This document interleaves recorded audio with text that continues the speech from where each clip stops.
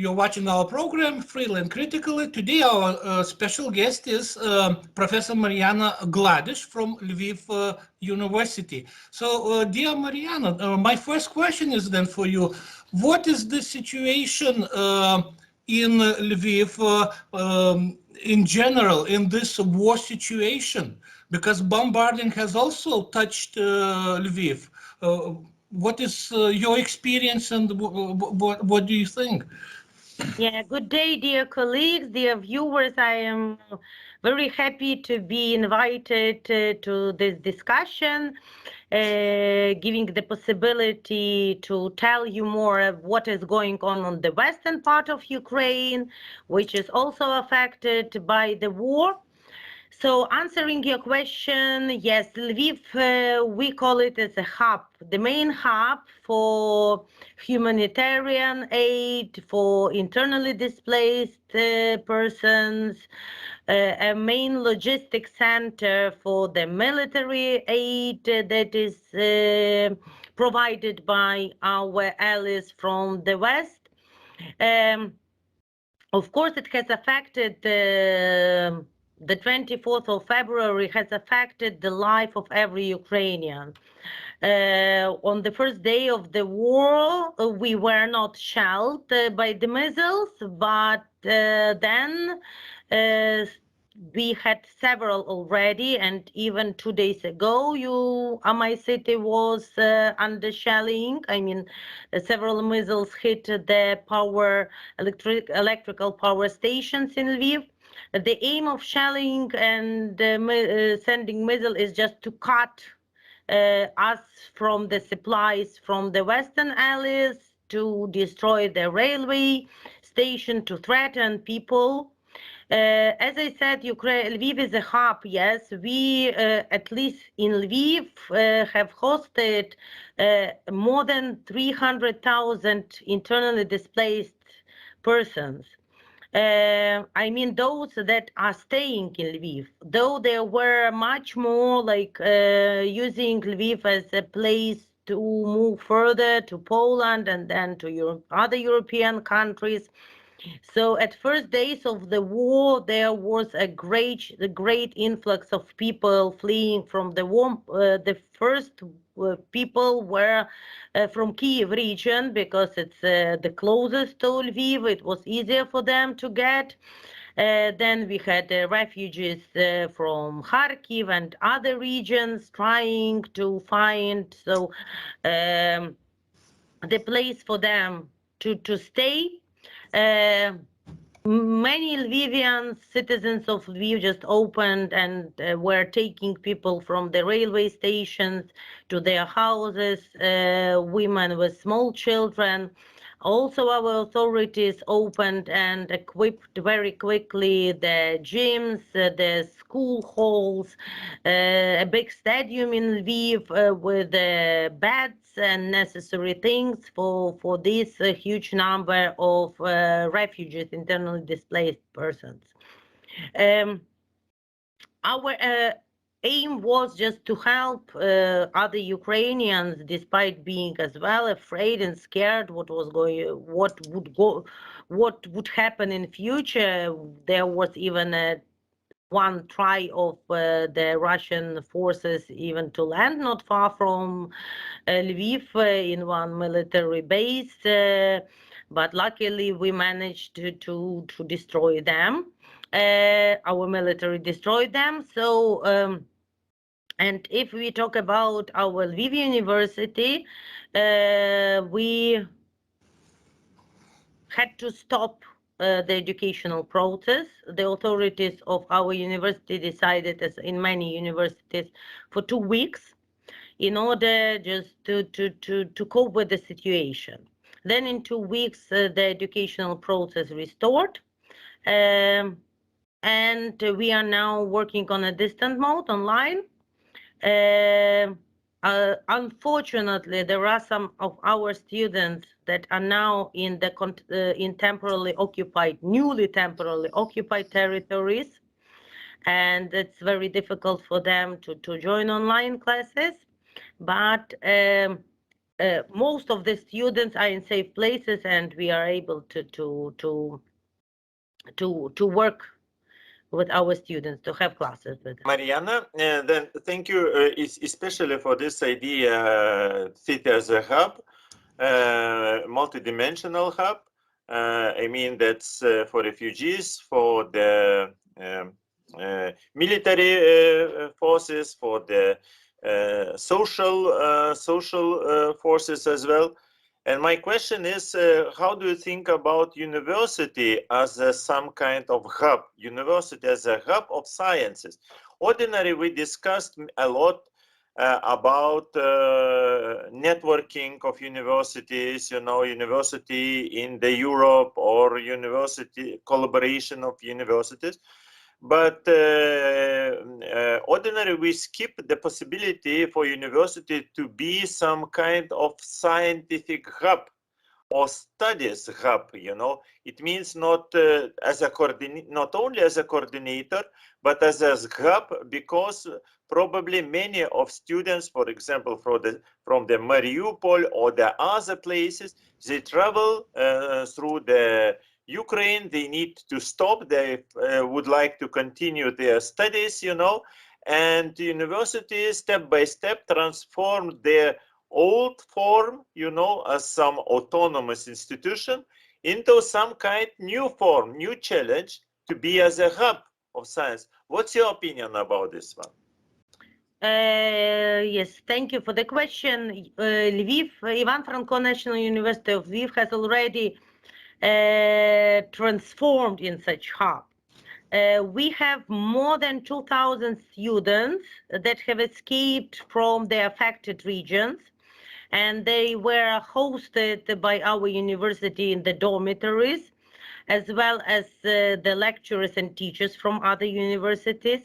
Why I say that's a new kind of hub? Because the students fleeing and from the affected regions, yes, despite being given the places in the dormitories, it was decided by our authorities of the universities that they can as well join the educational process, not being at the same time enlisted as a full-time student. So they can do it on the volunteer basis. So apply or just turn to the authorities of different faculties, get the schedule, get the links, and join the lectures, the seminars, in order not to interrupt and continue their education. We, as a teachers in our university, are gladly welcoming them to our classes and giving them the possibility to participate in the seminars and so on and so forth. In future, we also suppose, and there is some that many of the students, unfortunately, for example, those that will not have the possibility to return starting from September, as the academic year in Ukraine starts in September, to return to the university, and many of them have already applied and just sent the request to become a full-time students of our university. And our rector said that in September, if they will still continue their wish or express their wish to become a full-time students of our university, so there we will not have any then choice just to accept them. It means that we are not taking the students from other university, but giving them the possibility of choice. They can either return to their universities and continue their study, but if they will still have a wish to continue studying a full-time students in our university, then we will accept it. In general, we say that starting already from 2014, when really the war started, yes, because now we have a full-scale invasion, but the real war started already in 2014. the number of the students to applying and becoming the students of our university has increased dramatically. Every year we have more and more students applying to become to our bachelor and master programs. And we expect this year that this number of the students, I mean, those who will become the first year students, master students, will increase as well.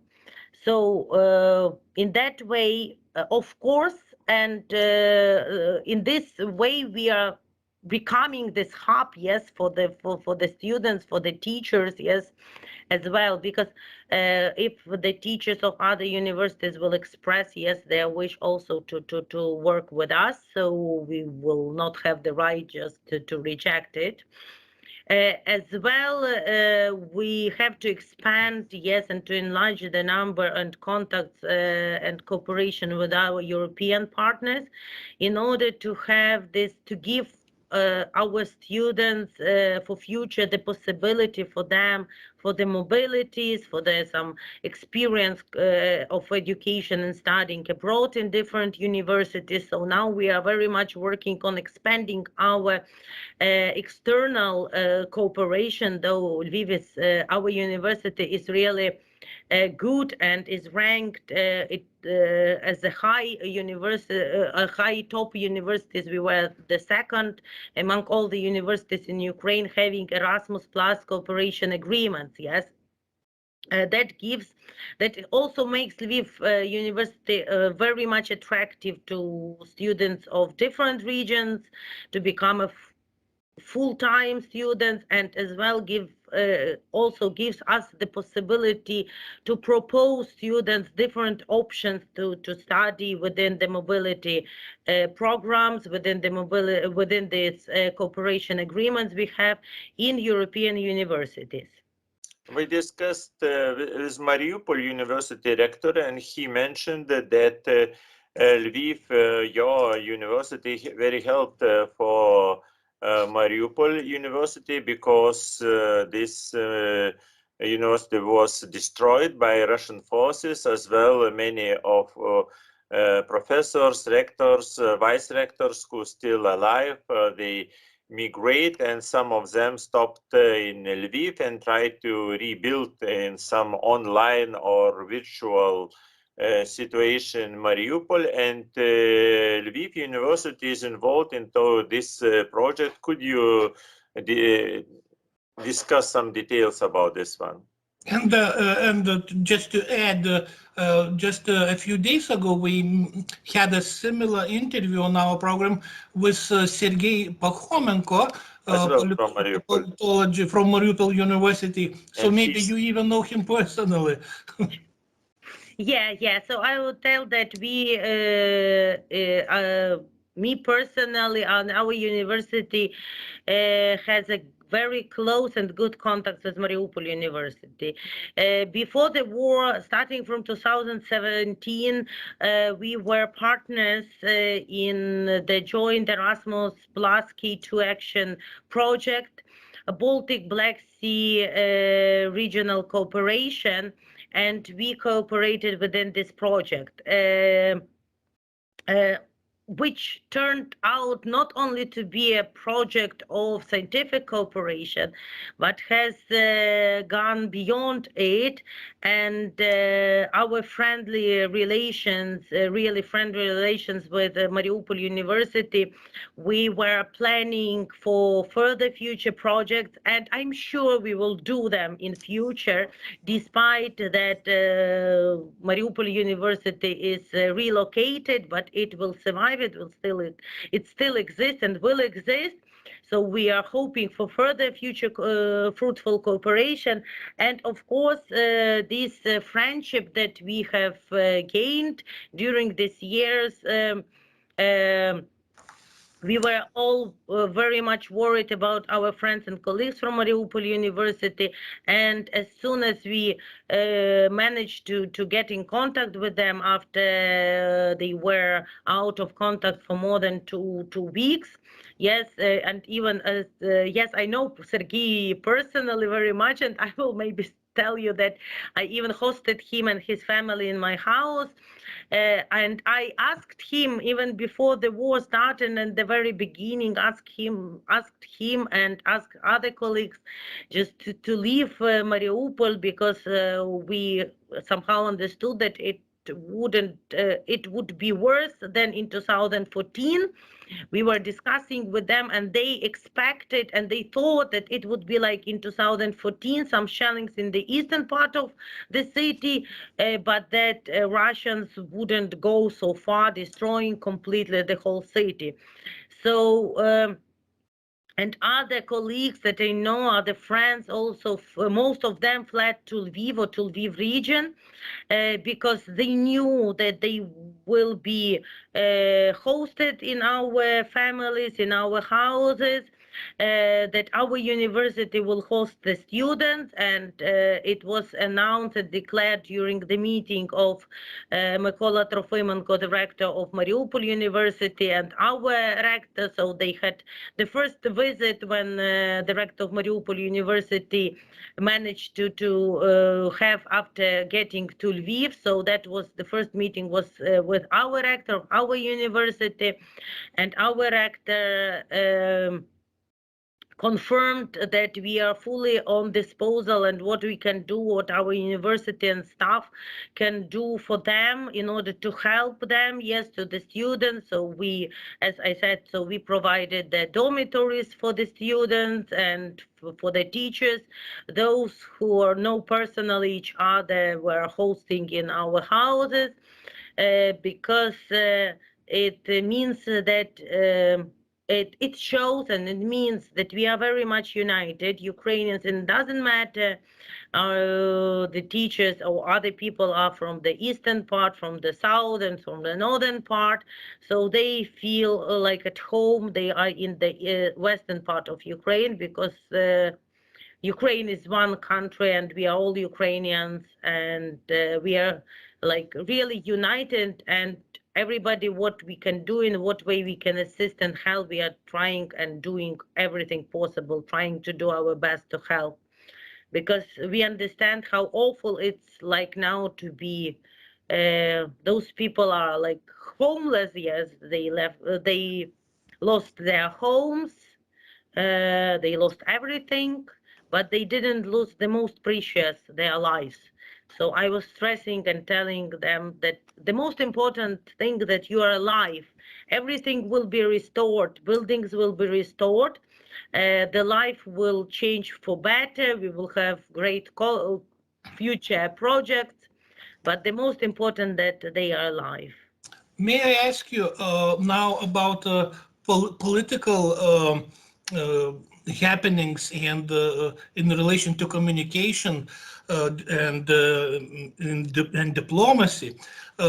Now we see some tension between Zelensky's team and Scholz team, because German president was not invited to visit Kiev because of his previously over-friendly attitude towards Russia and all its corruption in Germany. And now Scholz is kind of resisting to visit Kiev, supposedly that he has to maintain unity position. So for that reason, opposition leader Merz decided to visit Kiev. And in the meanwhile, we see some controversy with Pope Francis, who is considering to visit Moscow, who made a very propagandistic statement that NATO's fault that the war in Ukraine started because NATO was too close to Russia, which is exactly Putin's words. So in the meanwhile, he's hesitant whether it's correct for Germany and the other countries to supply weapons for Ukraine. And Scholz is back and forth with his position. How do you see all that happening? Macron calling Putin continuously, but the United States is firmly behind, together with Boris Johnson from Great Britain, firmly behind the Ukraine. How do you see this dynamic in diplomacy? Okay, let's start. There are different perspectives you asked, so let's start one by one. If we talk about Germany, yes, so we know that Germany was, how to say, involved in the peace keeping process, yes, from the very beginning of the war in 2014. Yes, and was participating in the Minsk process as one of the parts representing the European, yes, together with France. And we all are aware of the famous Steinmeier's formula, yes, which was like to some extent the Russian rhetorics concerning the some federalization of Ukraine, giving more autonomy to the eastern parts of Ukraine, which really wants to have some independence and so on. So we might say that from the very beginning of the war, the position of Germany was very controversial, yes. And even after the full-scale invasion, which started in 2014, though it was condemned by Germany in general, but the position was like something between, yes. So as we may say from diplomatic, they were trying to run between the drops, yes, not to irritating Russian Federation as much, and maybe to save, at least to save and the economic relations with the Russian Federation, because we understand so that Germany is very much dependent on the energy supplies, first of all Germany, yes, from the Russian Federation. And despite being warned by the Baltic states and Poland long ago, and Ukraine as well, that Russia's energy supplies and Nord Stream 1, Nord Stream 2 are not only the purely economic and energy projects, but they also contain a threat because Russia is using every tool to pursue its own interest. And as we know, its interests are like to restore the USSR. We are not, if we can talk about the nowadays war, despite that this is the war against Ukraine as a nationality, as a country, because they do not want to accept its independence and the existence of the state, of Ukrainian state as it is. But that is only one part of the whole aim of this war. The whole aim of this war, like to restore the Soviet Union, which includes not only the within the borders of the Soviet Union, but also including the previous so-called socialist camp. So the game is and the goals are much higher. So I think that Ukraine just is the first step, yes, for the Russian Federation to go further. And the Baltic states and Poland, Czechia, Slovak Republic understands it very clearly, because they have been affected already by the Russian Federation in previous times and know what can be expected. The history with the relations with Germany is a bit different. Yes, we know that Russia used huge resources, financial resources, in order to pursue its interest through Germany into the whole European Union, and have this put Germany, and not only Germany, but the whole EU, on the dependence of Russian supplies, yes, not giving them any possibility to move. So that is why our authorities, like showing with the not inviting Steinmeier, yes, first of all, Scholz, he said that because the President Steinmeier was not invited to Kiev, that's why he will not visit it. But this tension means that Ukraine is showing that you can't be something between. You have to choose and to show a real solidarity and choose what side you are on. Not only something waiting in what, and you know that our ambassador of Ukraine to Germany, he after few weeks of the war, he even leaked his conversation, not naming, but we know who was representing the other side, and the German, I will not name it too, but we all know. He said, so don't worry, everything will end in 24, 48 hours, and there will be another reality in which we will live and have to deal with. So it looks like that they were already ready, that Ukraine would be seized, occupied, and they will just continue their relations with the Russian Federation with a bit some shifts, but not very much. So in that sense, just very briefly to interrupt before you answered step by step the other points, in that sense, this is yet another betrayal. To some kind, yes. Some kind, yeah. Only Ukraine. That is the betrayal of the interest of the whole EU and many other countries. You know that, for example, Gazprom just cut off Poland, Bulgaria from the gas, saying if you're, they are blackmailing the whole EU, saying you should pay in rubles, yes, though the contracts are in Europe and US currency. So they just blackmailing, and Germany as one of the main powers in the EU, the main driving forces of the EU, trying to negotiate and having the benefits of cooperation with Russia, didn't take into account all the risk, or didn't want to take into account all the risk, putting then with this under the risk the whole EU, at least the whole EU. So it's like a betrayal not only of Ukraine, I think, but the whole EU. France is a bit a different story. We know now that it was more strict, yes, on such position.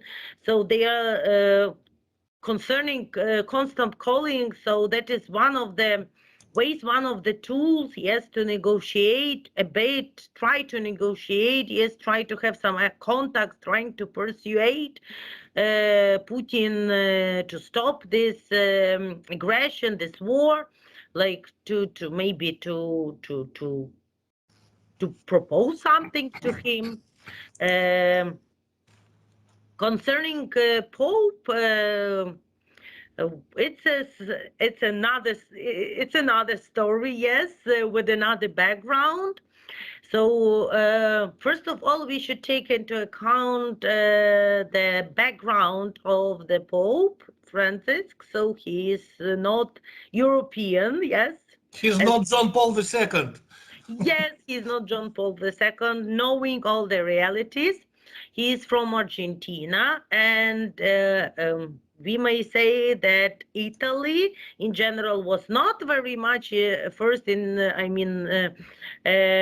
pro-Ukrainian, as we may say, yes, in the war, saying and supporting Ukraine very much. There were a lot of hesitations as well. Should they supply the weapons, at least, or any way? So, I think it has also influence on the position of Pope. And also we should take into account the ideology of the Catholic Church and Christianity in general. So I think the idea of the Pope is to work with the enemy. So his aim is just that he has to go to Moscow, and we know that during the second or the first day, want to be mistaken, but there was unprecedented step. Yes, he visited the Russian embassy while the popes are not doing that at all. So he personally went to the embassy of the Russian Federation in order to talk and to tell, just to give the message that the war is not an option, that it should be stopped. I think he is just sending the message that he should, like, as a person with the morality authority, moral authority, yes, he should talk to the aggressor. He's even ready to visit him, yes, in Moscow, in order to persuade. We all can also be very critical toward that, understanding that for Putin and his oligarchs and many of the society, Pope is not a person that he and they will listen to, but at least from this point of view, he is trying, like, to show the message and trying to stop the aggressor in the way he can, and understand that it is the right way. The Pope wants to touch the Satan and to bless and to chase away the evil spirit. That's the best way. But I'm afraid that he would be like a diplomacy person, shaking hands, having dinner together, which would be like, I cannot imagine the Pope sitting together with Hitler. I cannot imagine the Pope sitting together with Putin. It's in any way, many of popes seated with many of dictators in the history, you remember. But I just remember as well that few weeks ago, Pope Francis I was invited to visit Mariupol in order to help, that's local people, in the search. This invitation was repeated many times for Pope and his administration that keep silence all about this like provocation, But I think that many of Catholics in the world could understand that they will understand if he will try to come to Mariupol. In any way, we didn't see any attempt of him. That's my question. The other is about Nordic Europe or North Europe. I mean that, as you know, in your studies, you touch this question as well. And now we see like two different dynamics in the case of Ukraine, how behave Western Europe, I mean, first of all, Germany, Italy, Spain, French, and Nordic Europe, not only Baltic countries, but as well Sweden, Finland, Denmark, which very helps, unexpected, I would say, that shows very big activity, and even Holland, I would say. Do you see some ordinary, we discuss a lot about two dimensions of European Union in Baltic countries. We always see this, separation of interests, that we not always could find the same language with those who are Mediterranean, those who are on the Nordic, on Nordic orientation. But the question is how it looks from a Ukrainian perspective. This two Europes in one European Union. Mm-hmm.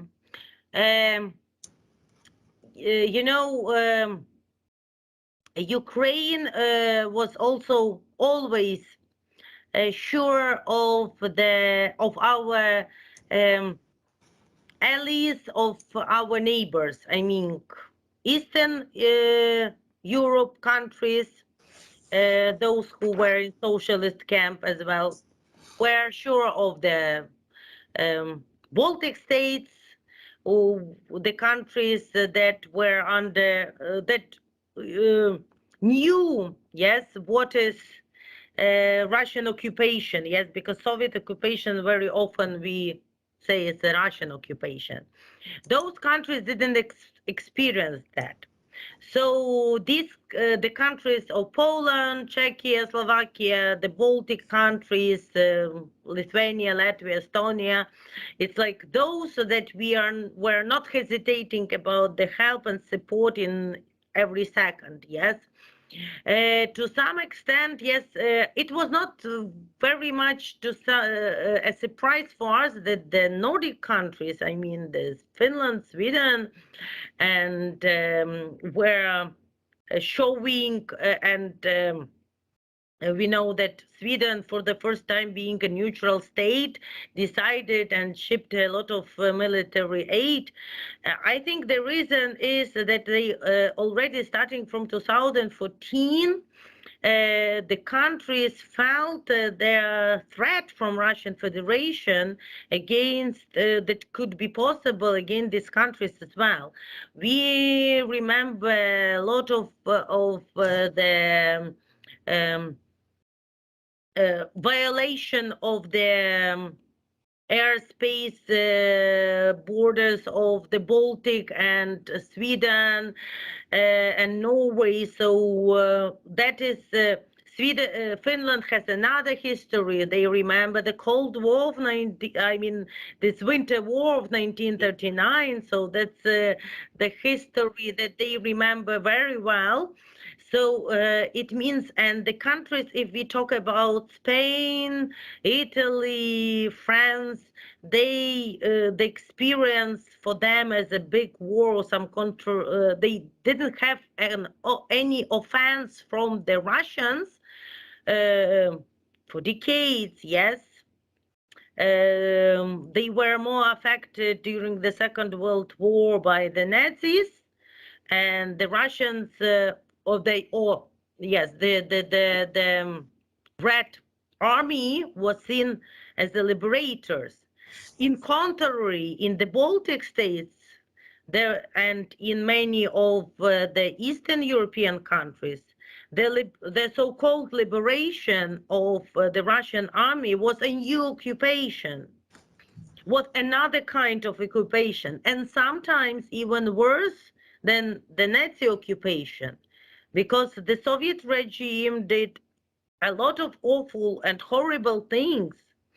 But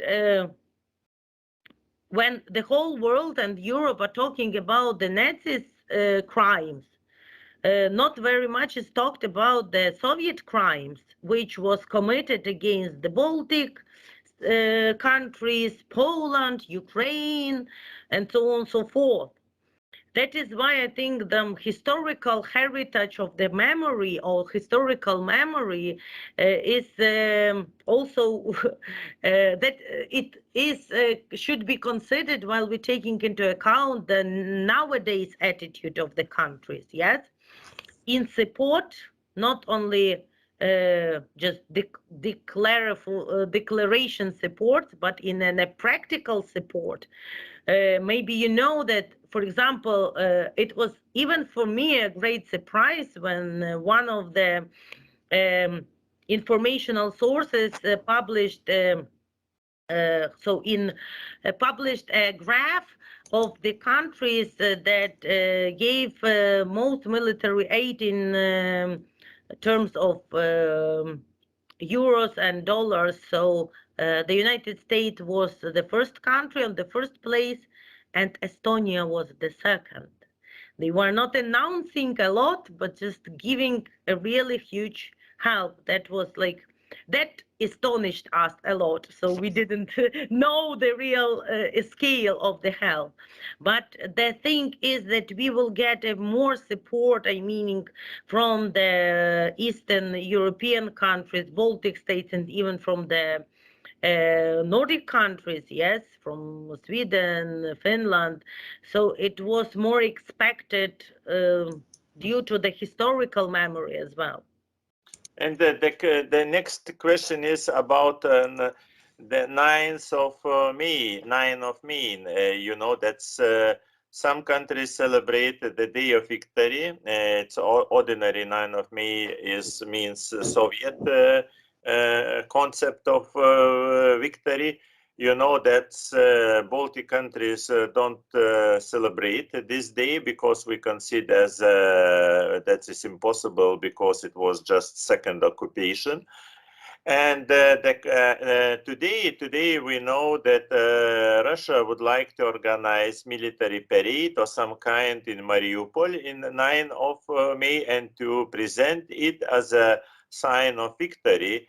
My question is how Ukraine will celebrate or in some way symbolize 9th of May if Ukraine knows about this attempt to organize military or some kind victory parade in Mariupol in this one day. What will be, on your opinion, politics of this day in Ukraine? The 9th of May was also a very contradictory date for Ukrainians. There were a lot of discussions even before the war. Mainly they were raised after 2014 concerning the shifting of the day or changing the day of the commemorating the victims of the Second World War and the victory over Nazi regime to the 8th of May. In that way that we will, how to say, celebrate the victory over Nazis and commemorate all the victims of the Second World War together with most of the European countries. Unfortunately, even yesterday, our parliament didn't, there was a proposal forwarded by the opposition or before war opposition parties. Now we do not have opposition parties, I mean, trying to be united, yes, on changing already this date, because it is also one of the ways to show and to disrupt and to ruin all this, even this connection with the Russian Federation, with this past Soviet past. But unfortunately, our parliamentarian didn't manage to adopt this law and to change the date. I suppose that in future we will come to that very soon. I think that maybe next year already Ukrainians will have the celebration. It's difficult for me personally there because I can explain that there is a different perception of this day still now in different regions of Ukraine. So in the western part of Ukraine, as most of people were also seeing and perceiving the liberation of the Russian army in 1945 as a new occupation. Though in the central part and eastern part of Ukraine, they were like doing the same, I mean, seeing and understanding the 9th of May is like a day of when their grandfathers, grandmothers got the victory over Nazi, because really the central and eastern part of Ukraine was more affected by the Nazi regime, soldiers, and then even the western part of Ukraine. So, and as we see that yesterday's event showed that there is not unity, still not unity in the parliament. And in spite of the war. Yeah, despite of the war. But I think as in other cases, I mean, with the other Soviet days, for example, with the 23rd of February, the day of Russian army, Ukraine has already finished with that, and we are not celebrating for several years. We have a separate date of Ukrainian army. Of course, Mariupol and this so-called parade there, that is something that Putin wants at least to show as one of the victories to Russians, yes. How can it be perceived by Ukrainians? Only negatively, of course. I think it will be also one of them if they, and unfortunately they would do that, I think, that will also maybe will be a push for Ukrainian society to go away from the 9th of May as a day of big celebration of victory.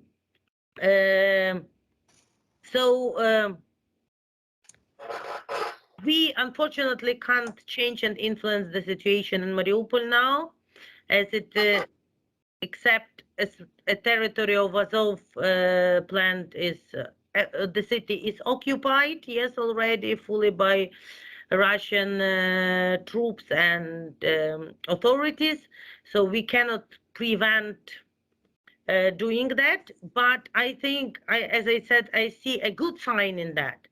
So having, so they will, that will push Ukrainians to rethink what day of real victory in the Second World War is a real day of victory. Because, as I said, in Ukrainian, in Baltic states, in other countries, so that was for us was one victory of one regime over another regime. For the Western Europe, it was liberation, but for us, it was a new and sometimes even awful occupation. So perhaps, Gintautas, you would like to ask the last question or to summarize or to wish something. I imagine that we are very close to each other this time because you are at Vytautas Magnus University, where we are. So my last question is related to this one about Mariupol and the military parade, because Russia organized warfare not only in military but as well in informational areas, you know, and regionally this 9th of May will be the next step in informational warfare. You know, and even this parade will be organized, as I read in Russian newspapers, in some kind of building of bridge between Mariupol and Moscow, with including of many of pictures from Second World War and Reichstag in Berlin, how they occupied and bombed Berlin. Now they occupied in the simulacrum way Mariupol, you know, in the same way. But in any way, these pictures will be presented, you know, as some interrelations between Second World War, between Mariupol and the victories of Russians. And my question, because this informational attack will be directed against many of Ukrainians as well, how they will react on such, you know, such I would say privatization of victory in the Second World War, and that this Berlin as some kind, you know, similarity between Mariupol and Reichstag. You know that the Russian Federation has long ago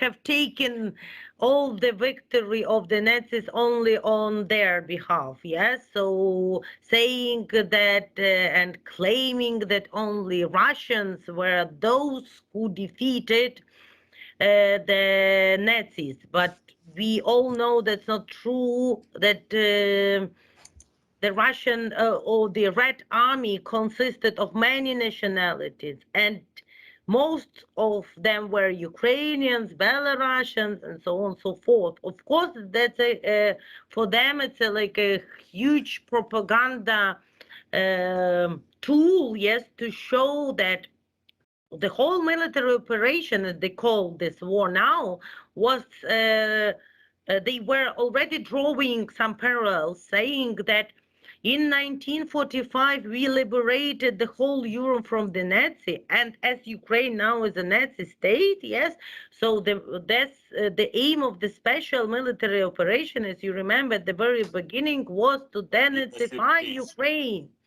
And Mariupol was one of the focal points, yes, because Azov is like one of the awful Nazi military union is was terrifying and torturing Mariupol citizens for many years, and the Russian troops have come to liberate the Mariupol citizens, and they will just, that's or normal for them. It's very natural for them to draw such parallel and the similarities.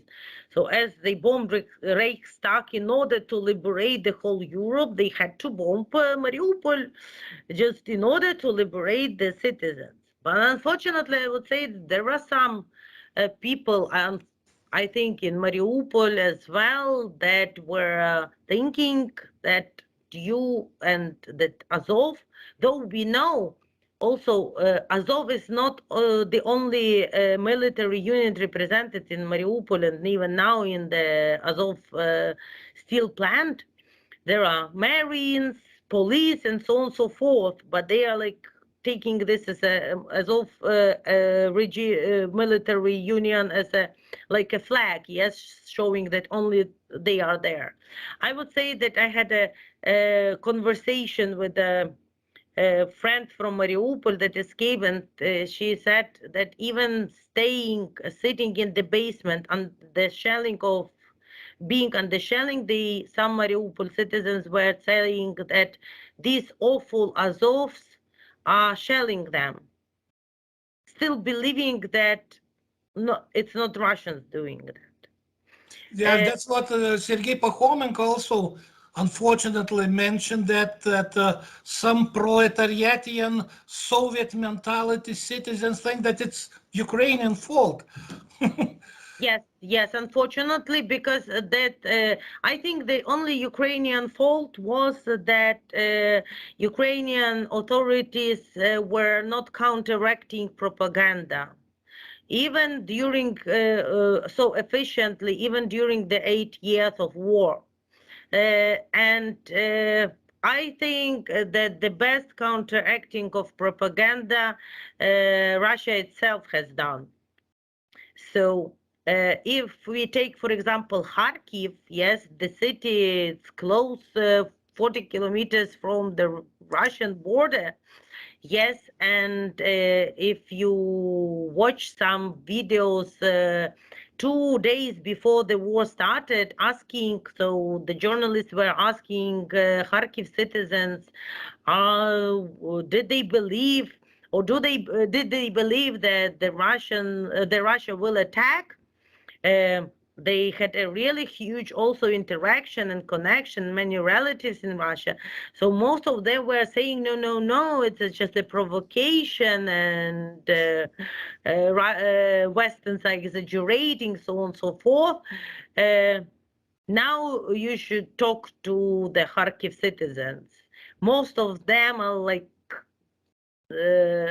hating Russians. Like Lvivians became. Yes, they have become the Lvivians. And also very interesting opinion I have heard recently from colleagues from the south of our country. So most citizens of Ukraine from the east, from the south, despite the war which started in 2014, didn't believe that such a full-scale invasion could really happen. And he said, one of my friends, he said that, I was so embarrassed and so just wondered that in the west part of Ukraine, which has no borders with Russia, yes, so that you were not so much shocked with the Russian invasion as we were. So saying that the western part of Ukraine is saying, oh, again, Russians are attacking us. So we are like, are always ready to counteract, and we always are aware of the enemy we have, even not having common border with it. Well, thank you very much for your very elaborative answers. I would like to thank you for this interview, and I would like to remind our dear viewers that we just talked to Marianna Gladysh from Lviv University, who is currently exactly where we are, in Kaunas, yes, Lithuania.